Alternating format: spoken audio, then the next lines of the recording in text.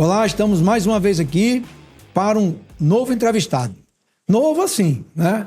Ele já esteve conosco, calma, ele já esteve conosco ano passado no 23º Congresso e agora está conosco no 24º Congresso Internacional de Direito Constitucional, promovido pela Escola EBEC, Escola Brasileira de Estudos Constitucionais, que é capitaneada pelo professor George Salomão. Eu estou falando do professor pela PUC do Rio de Janeiro, doutor em Direito, pós-doutor pela Universidade de Paris, né, professor do Departamento de Direito da PUC, advogado, constitucionalista, atuante.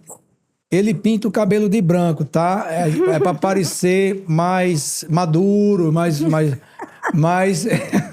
é um jovem. Professor, seja bem-vindo, a simpatia de sempre. Nós temos assim uma satisfação, isso é pouco, é muito orgulho mesmo de ter esse professor, desse quilate, mais uma vez conosco. Professor, dá aí tua fala, teu alô para a galera e, na sequência, Flavinha começa aí com a bateria de perguntas. Olá a todos, durante o imposto, o exposto, imposto com muita alegria, com muita felicidade, Flávia, Renata, Eduardo, isso. Esse trio maravilhoso, e um momento, eu acho importante de reflexão, né? De pensar o direito além das nossas fronteiras com um tema que é hoje o tema da pauta, que é de suma relevância, que é a inteligência artificial aplicada ao direito. Muito obrigado. É uma honra que o senhor esteja aqui novamente conosco. E a gente conhece o professor Peixinho pela simplicidade. Ele já chegou aqui dizendo, vamos levar os ouvintes à simplicidade, né? Exatamente. O conhecimento é divulgado através da simplicidade. E o tema da palestra dele é bem interessante, o princípio da eficiência e o uso da inteligência artificial nos tribunais superiores. Tratando-se de simplicidade, eu queria, professor, que o senhor explicasse quais são os parâmetros adotados nos nossos tribunais quanto a essa relação de princípio da eficiência e o uso da inteligência artificial. Bom, primeiro, é muito importante pensar no sentido de eficiência, né? Porque nós somos exigidos, tanto na vida privada quanto na vida pública, por eficiência. Temos que ser eficientes no casamento, eficientes no trabalho, no trato com as pessoas, com as nossas economias. E o mesmo ocorre com o Estado. O Estado precisa arrecadar os tributos, saber escolher os serviços públicos essenciais. Então, a eficiência é um desafio da própria existência humana, né? Nós não temos outra dimensão. E há dois conceitos fundamentais. A eficiência formal, aquela que está escrita na Constituição, está escrita lá, o princípio da eficiência no artigo 37 da Constituição, e a eficiência substancial, é aquela que requer medidas estatais, públicas, para que ela se realize, assim como na vida privada. Nós precisamos morar num lugar bom, não simplesmente morar, ter uma casa, mas ter uma casa com acessibilidade, uma casa num lugar que não seja perigoso, que não seja numa encosta. Então, definir os conceitos é o primeiro passo. Então, o princípio da eficiência, ele tem essas duas dimensões e que desafiam o Estado. E agora, na era, né, da governança digital, o Estado se vê diante de um desafio, que é tornar o Estado mais eficiente por meio da inteligência artificial, dos algoritmos que define, com inclusão, levando a todos esta eficiência. Na verdade, apesar de ser otimista, o Eduardo estava dizendo aqui, lá fora, né, eu sou otimista, mas eu sou realista, e é verdade. Apesar de ser muito otimista, eu sou realista também. Eu entendo que ainda estamos naquela fase de implementar uma governança eficiente, Estado-cidadão, cidadão-Estado, mas ainda estamos aquém no sentido da inclusão, porque, como eu disse, muitas pessoas estão sendo presas cotidianamente por erro dos vieses que estão nos algoritmos. Ou seja, aquela pessoa que programa um algoritmo, né, ela o faz com base num viés ideológico. E isso pode trazer consequências e traz consequências muito perigosas para o nosso cotidiano. Então, é muito importante pensar na eficiência a partir dessa dimensão, como eu disse, como eu digo no artigo, disse na palestra, a dimensão de uma governança digital inclusiva. Esse é o nosso desafio. 50% dos tribunais já utilizam inteligência artificial. Chegaremos a 100. Ok, isso é quantitativo, mas o CNJ, 2024, já tem um ato administrativo, uma resolução muito preocupado o CNJ com essas dimensões da ética, ou seja, da governança ética e não só da governança quantitativa. Eu, antes de fazer minha pergunta, eu tenho que dizer que, para nós, Flavinha, não é só uma honra receber o professor Peixinho aqui, né? É muito afetuoso a gente ter o professor, porque ele é assim, gente, ele é carismático. Olha. Oh, não. Eu sei que é descontraído, entendeu? mas sou não.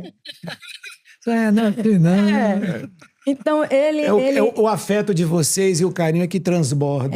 Não, professor. Agradabilidade é uma palavra que, se pudesse ser concretizada, estaria concretizada no professor Peixinho. Concorda, Eduardo? Concordo, plenamente.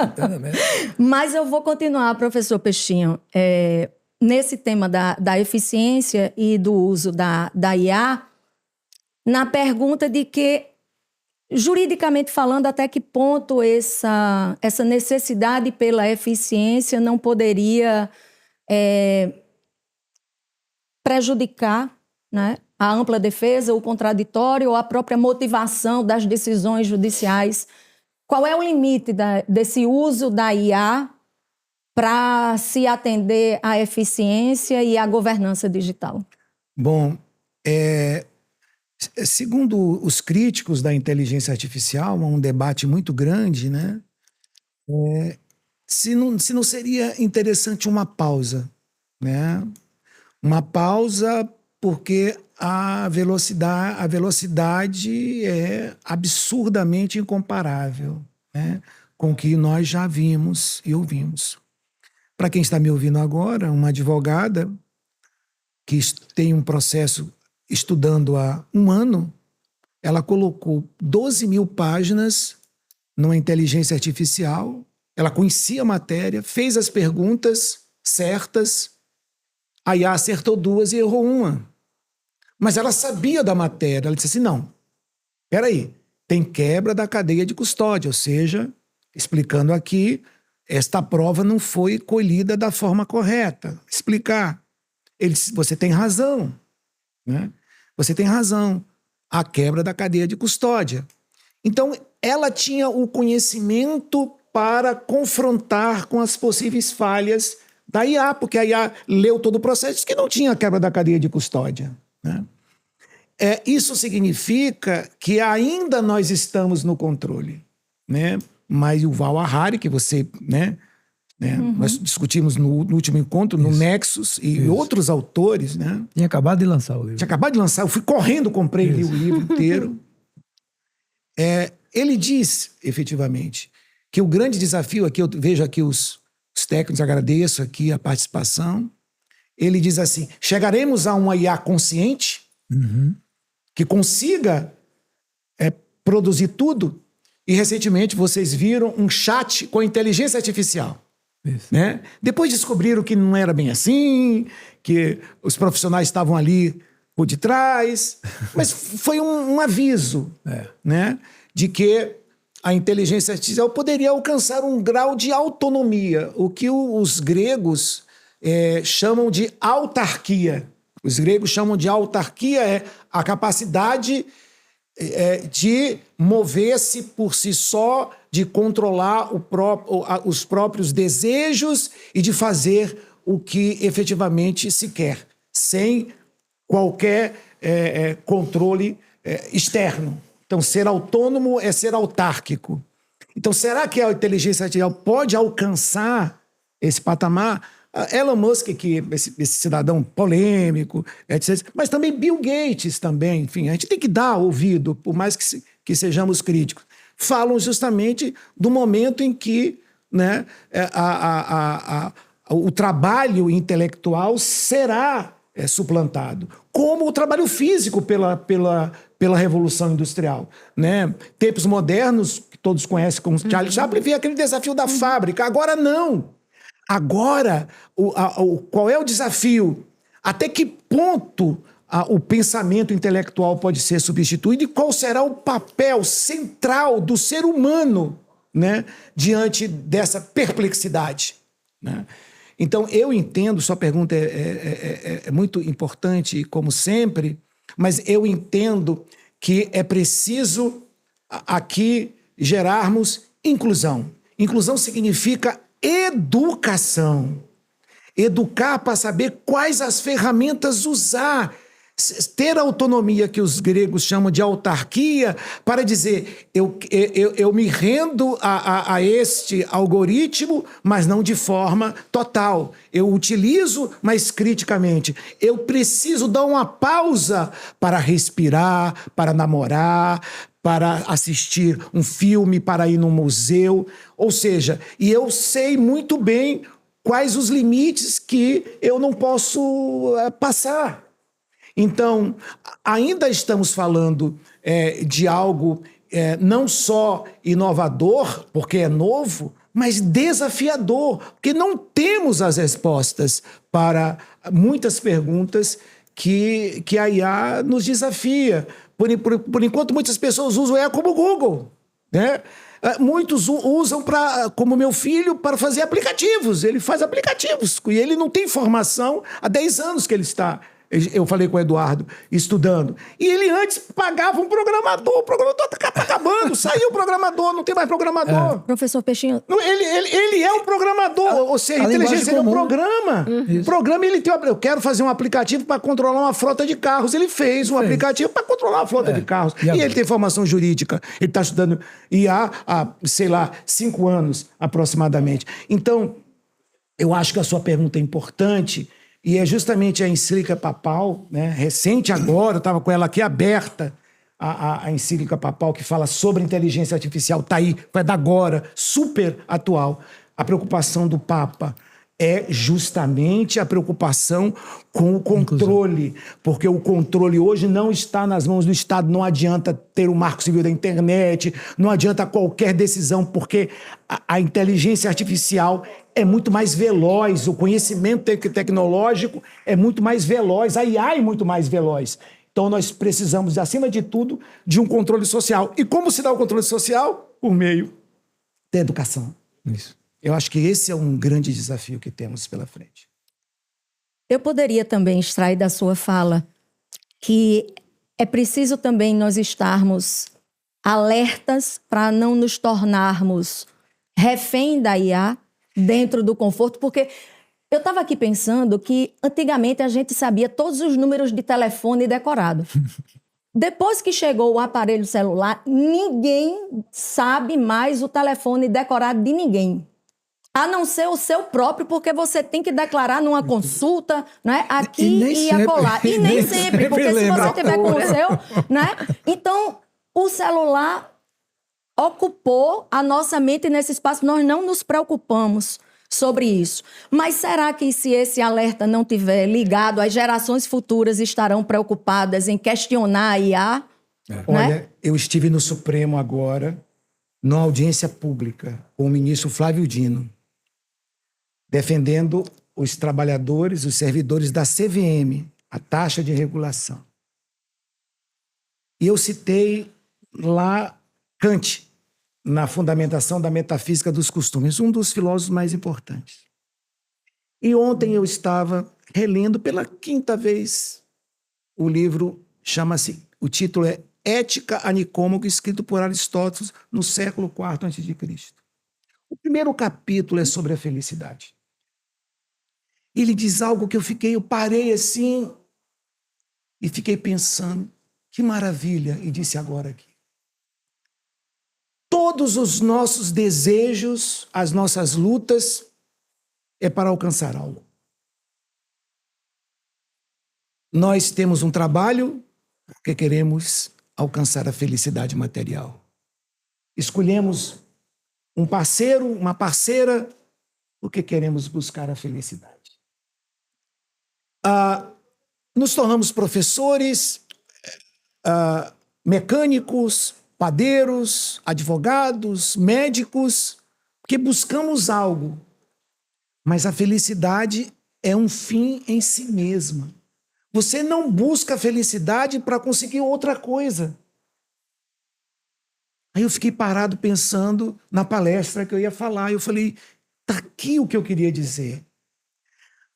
A inteligência artificial, como todas as tecnologias que surgirem, já estão falando na superação da IA como nós conhecemos hoje, a busca a compreensão da IA tem que ser como meio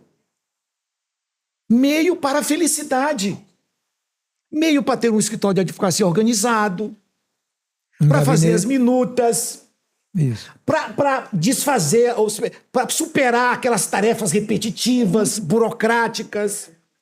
O ministro Barroso disse, eu uso para IA para fazer os resumos, para que você ficar fazendo resumo, pode fazer pela IA. Aqueles relatórios com gráficos, aquelas tarefas cansativas. Mas quando você quer buscar uma tese jurídica, você quer pensar o direito, achar uma solução, talvez a IA possa ajudá-lo. Mas você precisa ainda de uma criatividade e conhecimento para que você não seja enganado, como esse exemplo da IA. Então, eu lhe digo com muita pureza de alma, a IA ela tem que ser meio. Ferramenta. Aqui Aristóteles, século IV a.C., tá? Tem que ser meio para se alcançar a finalidade, que são essas aqui. Ele, por exemplo, né? Ele pode fazer uma edição desse vídeo aqui, usando a IA, em 30 segundos. Meu filho me deu um site, eu peguei o nosso último podcast, falei, pai, vai ali. Eu coloquei, pai, coloca aí, pai. Falei, e aí? Bota 1 minuto. Falei, tá bom. Agora ele vai recortar os vídeos. 15 vídeos. Nossa, isso é um meio, né? Um meio para quê? Para eu possa mostrar o que eu debati, chegar a alguém possa assistir, ter um insight. Se a inteligência chegar a ser um fim, aí eu acho que será o nosso fim.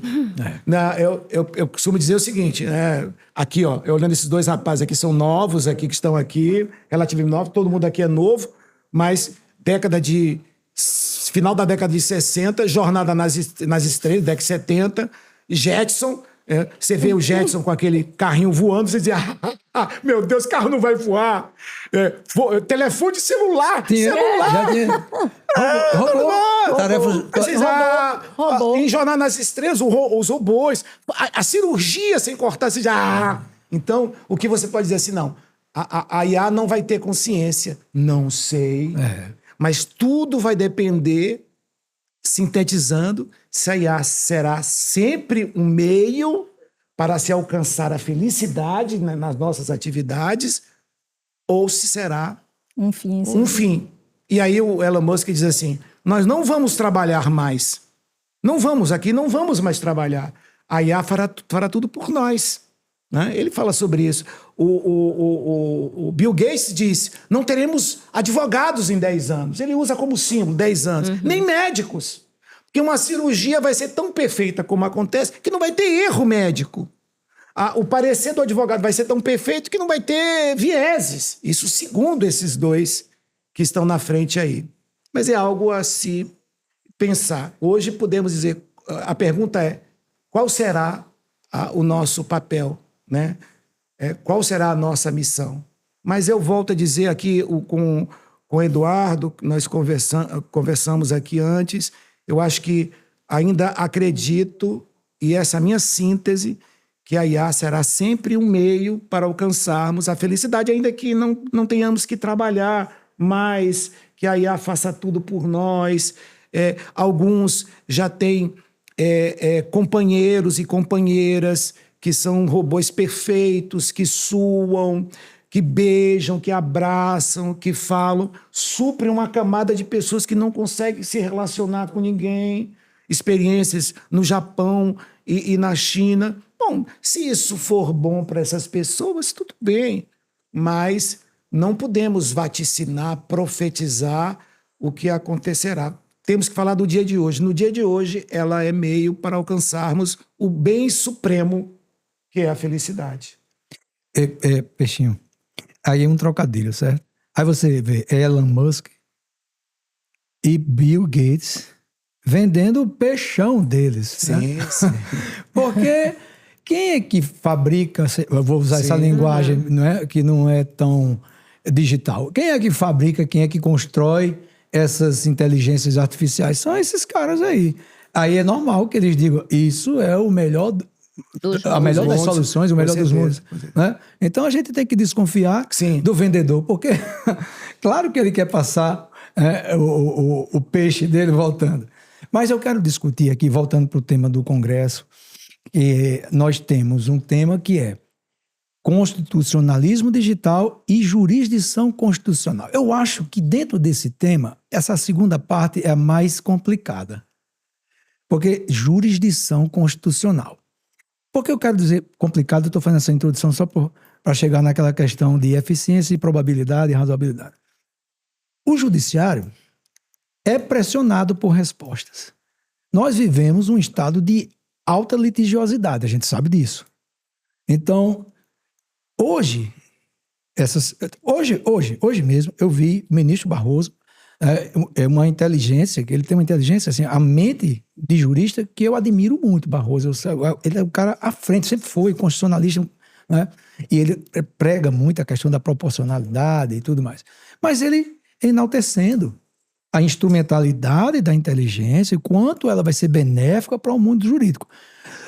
Mas quando um judiciário está pressionado, como nós sabemos, pelo próprio CNJ, por metas e respostas em quantitativos, uma resolução do CNJ trata de governança algorítmica. É verdade. Nós não estamos fazendo... Vai procurar de resolução por meta para ver quanto é que tem de Sem normativo. Dúvida. Uma falando em qualidade e, para não mentir, tem uma ou outra antes dessa, que eu não estou me lembrando dos números, que trata da imposição para os editais de ingresso, de concurso de ingresso na magistratura, estudar sobre DBIs, economia comportamental e tudo mais. Então, assim, minha preocupação é que o judiciário está pressionado, precisa de resposta. E, ao mesmo tempo, você falou aqui, seria o caso de dar um tempo. Como? A gente está vendo a inteligência artificial, o poder algorítmico invadir eleições, influenciar, bolhas algorítmicas, né, bolhas informacionais e tudo isso. Então, voltando, nós precisamos controlar essa IA, mas esse controle não pode ser feito através de IA.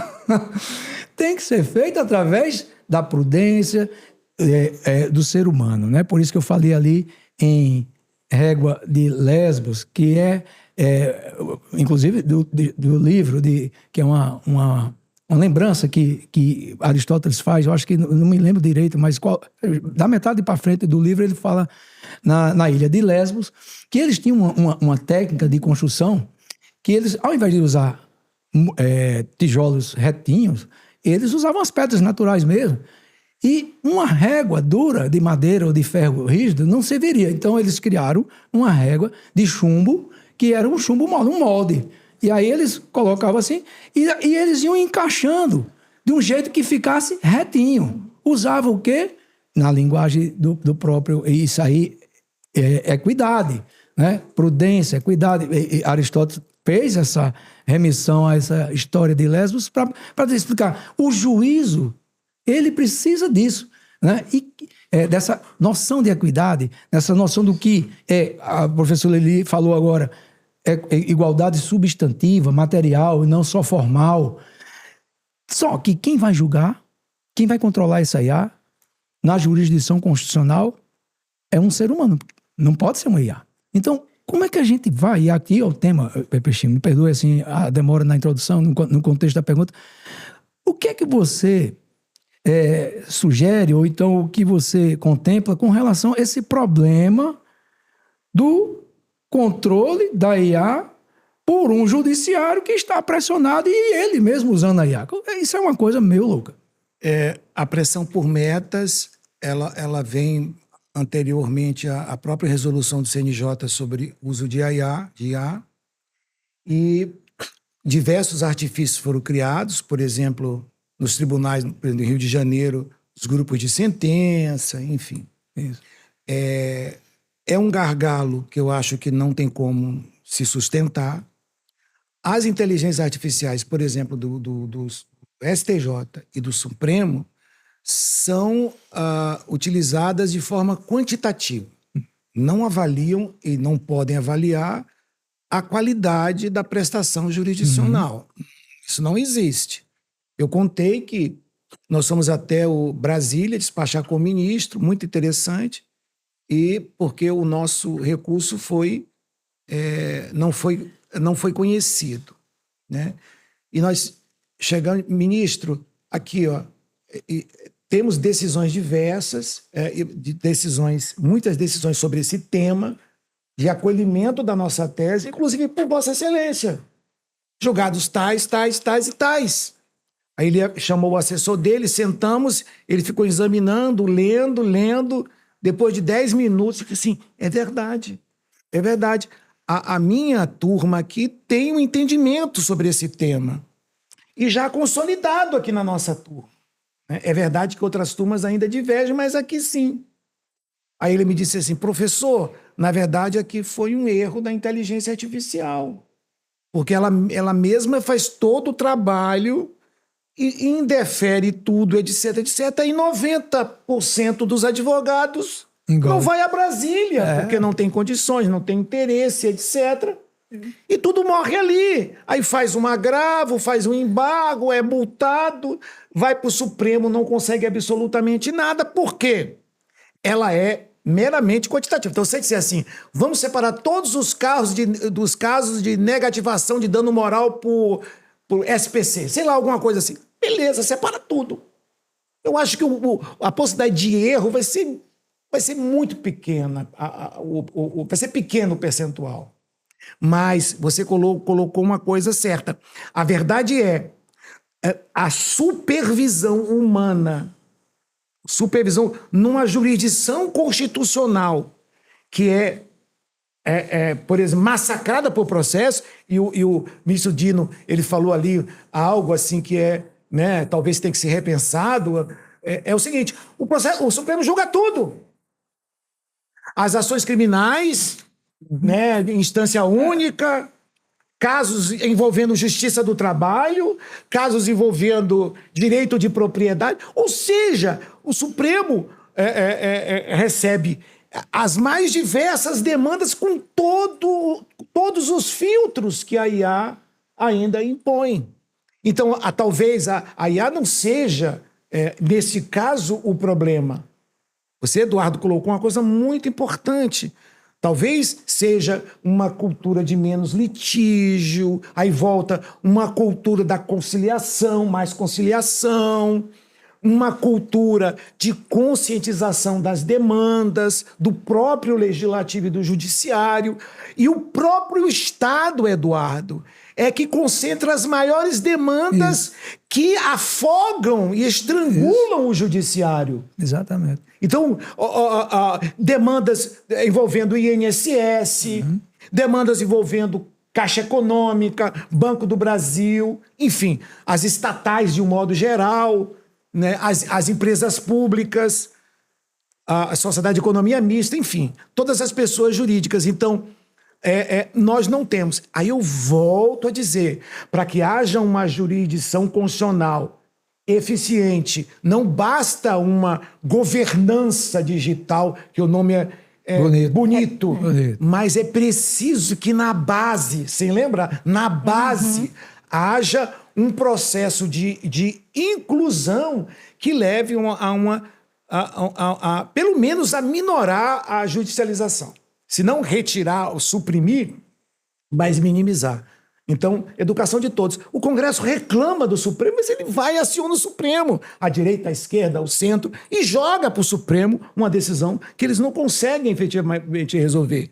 A sociedade tem demandas, não consegue resolver, leva efetivamente para o judiciário. É aquela brincadeira de uma juíza no Rio de Janeiro, que ela deu o seguinte despacho: voltem os autos para o cartório porque eu já cumpri minha meta. Isso não é piada, isso é verdade, né? Isso foi uma brincadeira que nós colocamos lá. Depois nós, olha, isso aqui é verdade, tá? E passamos nos grupos de WhatsApp, dizendo que aqui está o modelo das metas. Então a inteligência artificial, elas apenas ela vê a questão quantitativa e mesmo assim ela propicia enormes injustiças, não a inteligência, mas o uso da IA. Nesse caso que eu citei, do STJ, e de muitos casos. Eu, no caso, fui lá com um advogado, fomos despachar, mas quantos vão? Então, o problema da jurisdição constitucional digital é um problema que passa anteriormente por um processo de inclusão. No sentido mais amplo da palavra. Eu acho que é importante. Você falou sobre direito substancial, é verdade, né? Mas a inclusão pressupõe que essas necessidades sejam atendidas de forma que nós criemos uma cultura, né? Uma cultura. E os próprios poderes públicos militam para que haja esse estrangulamento. Isso aí você pode ter a IA mais eficiente do mundo. Né? Isso na Europa, Estados Unidos. Não há um modelo. Você pode dizer assim, qual é o melhor? Não há. A própria China usa a inteligência artificial, mas também é um Estado que controla muito a vida das pessoas. Então, depende muito, né? Depende muito de políticas públicas que possam resgatar. Eu estava conversando com uma pessoa que ela disse assim, ela mora num desses países, né? Enfim, na Suécia, e ela disse para outra assim, nossa, você tem esse problema aí de educação de seu filho? Tem. Você tem esse problema de saúde? Eu não tenho esse problema. Nós temos outros problemas, depressão, solidão, mas esses problemas materiais nós não temos, porque nós temos aqui auxiliares de IA que auxiliam, né, aqui fazendo a redundância, as crianças nas escolas, cada criança tem o seu computador, interage, tem um momento que fecha. Há um movimento, inclusive, crescente de desliguem os celulares para que vocês possam brincar mais, se relacionar mais. Isso atinge, inclusive, países europeus que estão proibindo o uso de tecnologia em sala de aula para que haja socialização, para que as crianças se comuniquem, troquem os seus afetos, compartilhem os seus afetos. Então, isso é uma mudança de governança. Isso é uma governança... Uma intervenção estatal na governança. Na governança, quer dizer, peraí, vamos usar, mas vamos usar em momentos certos e depois cada um deixa seu celular aqui e vamos brincar, né? Eu fui uma vez a um restaurante e tinha um casal. E nós estávamos, eu e a minha mulher, conversando assim, comendo uma comida japonesa. O casal sentou, ele no celular, ela no celular, o tempo inteiro. Vinha ele, não trocaram uma palavra. Nós ficamos mais tempo olhando para eles do que conversando, que eu falei, Jesus, onde é que nós chegamos? Então, não vamos crucificar a IA, porque alguém constrói, né, os vieses. Alguém embute os vieses. Isso. E esses vieses podem ser inclusão, amor, dignidade, solidariedade, afeto, como podem ser discriminação, ódio, repúdio às etnias, às minorias. Ao final e ao cabo, ainda estamos no controle. Ante o exposto, estamos ainda no controle.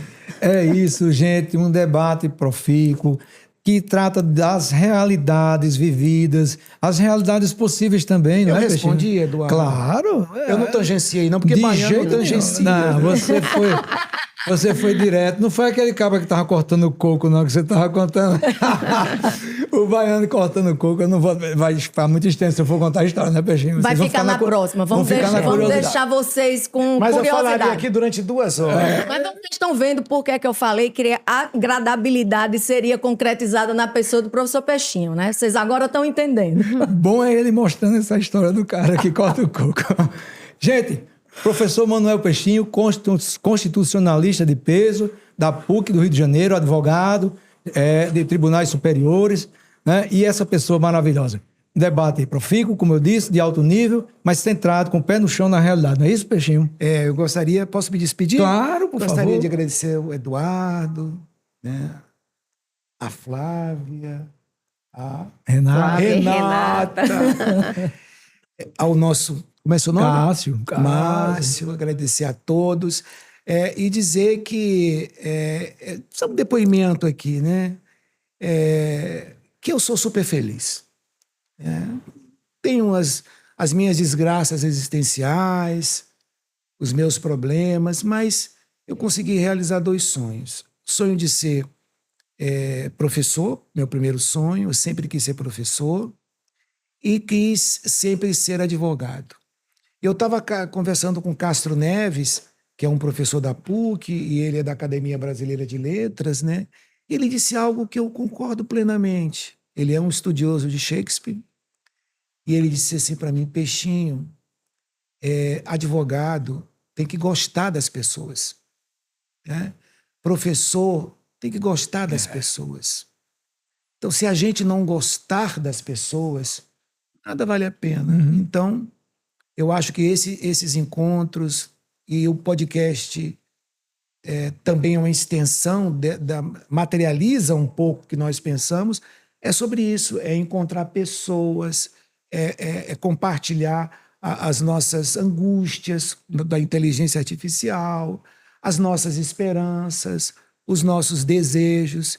É isso que nos faz, o que Aristóteles chama de, né, o grande desafio do sumo bem, que é a busca da felicidade como bem supremo. Eu quero agradecer mais uma vez e espero que esse podcast chegue às pessoas com a missão final, tenham esperança e não sejam econômicos na distribuição dos afetos, que é o que mais é importante para todos nós. Maravilha, Peixinho. A gratidão é toda nossa. Gente, o Congresso está chegando mais ou menos ao fim da primeira jornada, do primeiro dia, mas amanhã tem muito mais coisas. Nós temos muito mais entrevistados que são palestrantes desse nível, né? Então, vai segurando a onda por aí, seguindo. Podcast Anto Exposto, Instagram, YouTube, TikTok, Spotify. Bacana, Spotify. Spotify, sininho, não sei o que, aquela coisa toda, eu ainda não consegui decorar. Ativa o sininho. Ativa o sininho, não é isso? Gente, até mais tarde, tem mais entrevista, vai seguindo aí o podcast nas redes sociais, como eu disse. Até já. Até já.